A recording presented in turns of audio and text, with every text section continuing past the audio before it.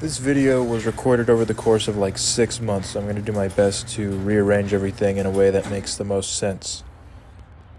This beautiful machine is my S60R, and it's basically just a 2-ton paperweight at the moment. So a little over a year ago, the car burnt a valve, which I will show you here.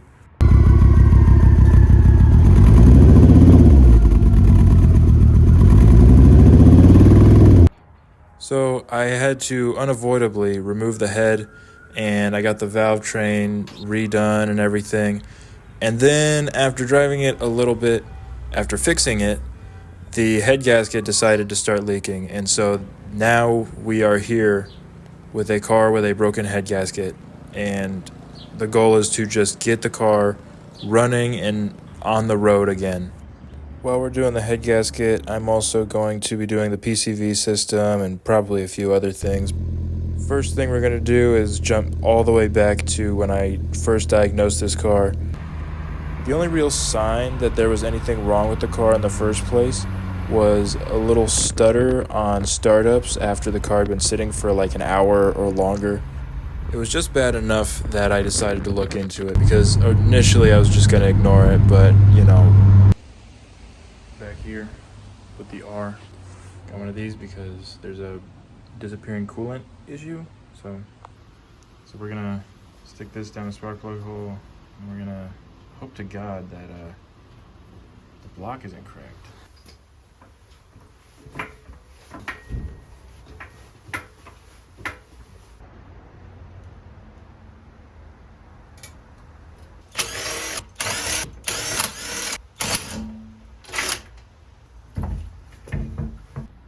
As you could probably tell, the car's been sitting for a while.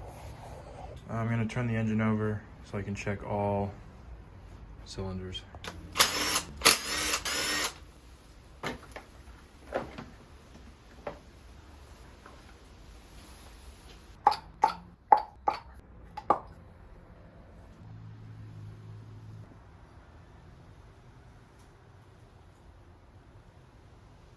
Now, of course, it's not going to be the easiest to tell exactly what I'm looking at when I'm looking through this goofy little camera, but as far as I could tell, there were no cracks in the block, and there was just coolant in the cylinder. Alright, so now we got the hood off, the car's jacked up, and we're going to go from there. So, don't mind what looks like metal. Those are leaves, it's just a bright flashlight, but this is the oil. But this is a clear indication right here that there is coolant in the engine or in the combustion chambers. I mean, we already knew that, but that milkiness right there is the clearest sign, for sure. I went into this job kind of expecting the head to come off, whether the block was cracked or not, so now we're going to start doing that. Alright, so now we got the fluids out, so we can just start going at it pretty much. Just got to take off intake manifold, got to lock the cams, got to take off the exhaust manifold, pull out the valve cover, everything attached to the head pretty much, and then head will come right out. It's a pretty simple job. It's really not that hard. It's just a lot of work. It's very time consuming. Okay, so just to give a little update on what I just did. Cam locker in place, belt is off, crankshaft is in top dead center. This was in top dead center. I mean, obviously, it's locked in place. Do not buy the official Volvo tool for this, because it's gonna cost like $400 for some reason. I got this on Amazon for like $30. It has the cam lockers, and it has these little compression tools. I'm not sure what this does. Haven't really messed with it, but anyway, these and that is all you're going to need. So for some reason my microphone decided to cut out around this point, but I'm basically just removing the intake manifold, as you can see here.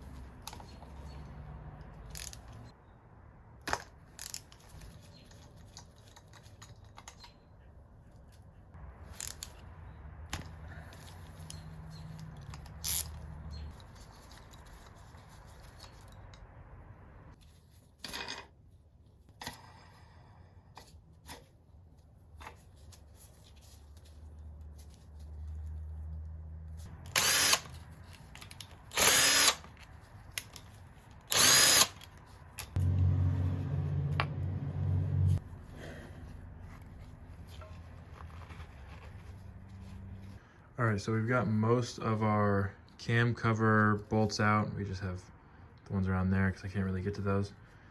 To remove it, because it might be stuck, there's this like plier looking tool that you squeeze, and then it kind of presses up on these little tab areas here to separate the cam cover from the cylinder head. Now, instead of spending the money on that, because you already bought one specialty tool, why buy another specialty tool when you can just use a socket and you just put it in there? You can just kind of pry, and as you do that, it will separate the cam cover from the head. All right, as you can see, this has definitely been done recently. It's very clean. Usually it won't be this clean when you open it like this, but in our case it is. And from here, I'll pull these fellows out, and then we're gonna disconnect the last couple things we have to from the head. There's like a cover bolt down here. There's the coolant pipe in the rear that I haven't disconnected. I did the exhaust bolts already, and then there should be a coolant pipe down here as well. And then we can start taking head bolts out and pulling the head. All right, so we got the cover bolt off. We got the bolts off for the rear coolant pipe that's back there. And we got the bolts off for the pipe that's back here. My washer is still on it, but I'm gonna need replacement washers anyway, so it doesn't really matter. Now I am soaking the head bolts in PB Blaster because these things are difficult to break free. Now that the cams are out, it's time for the fun part.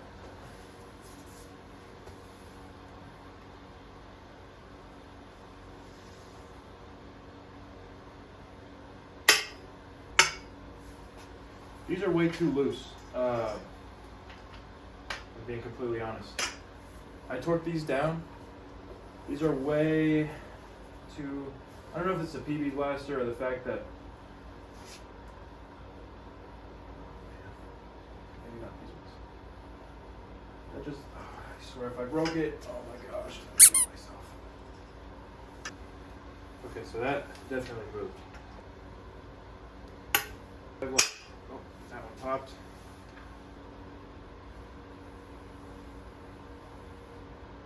That one just loosened. That one popped.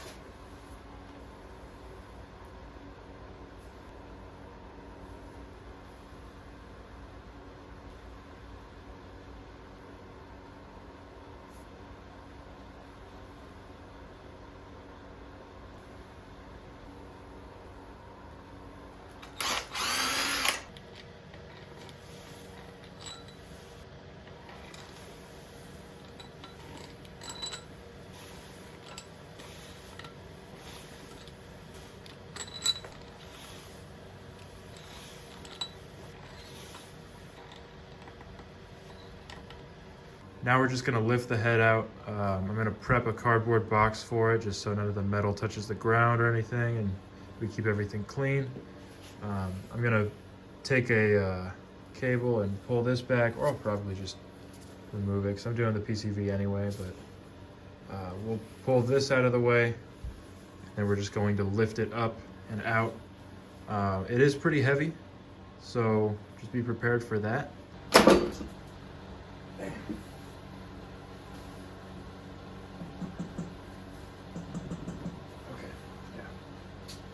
All right, I need something to stand on.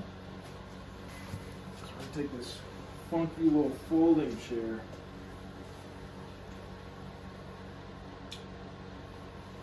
This is gonna be a bitch.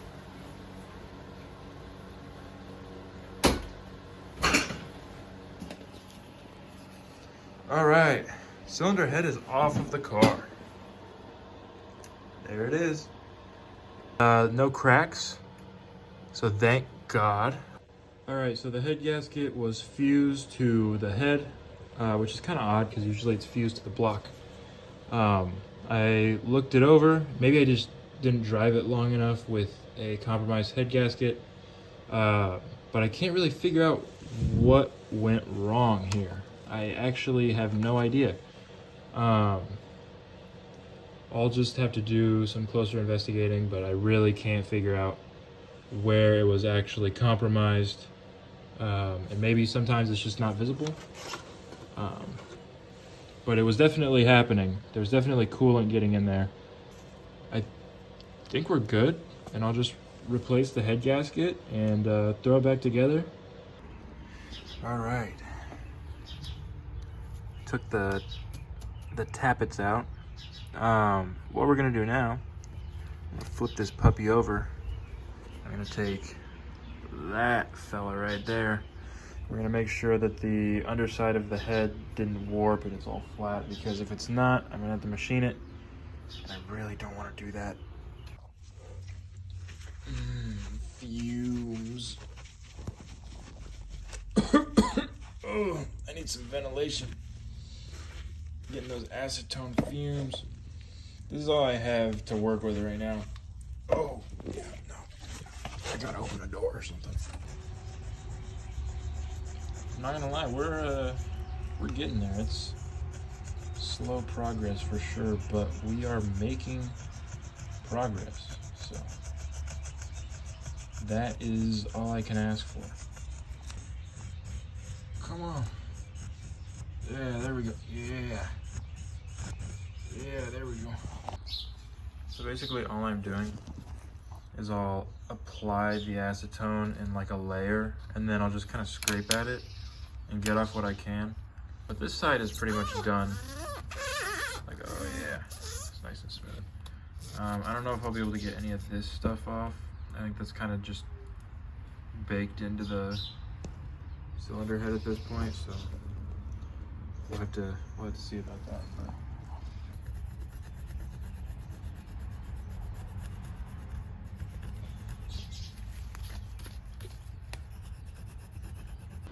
all right, so I got it all clean and everything. I've been checking for head warpage, and I noticed that when I shine my flashlight, there is light getting through under here if it's like this. But I put a feeler gauge in there, so the tolerance is 0.05 millimeters. I put the feeler gauge in there. It does not go through, and I went with the smaller size as well, and it just doesn't stick through. So luckily we are good. I'm gonna check everything else and just make sure it's all good, but corner to corner, it's good. So here I am checking it with a light. We got it on each corner, and you can see it going through a little bit right there, but I checked it with the gauge, and it is within tolerance. Now we're gonna soak the block with acetone, and then I'm gonna scrape this off as well. All right, I just soaked a bunch of rags with acetone, and I'm just gonna let that, you know, soak in. Look how shiny this is. Oh yeah. So after the first failure of the head gasket, we're going to be checking to make sure there's like no gaps or weird, you know, warpage of the block.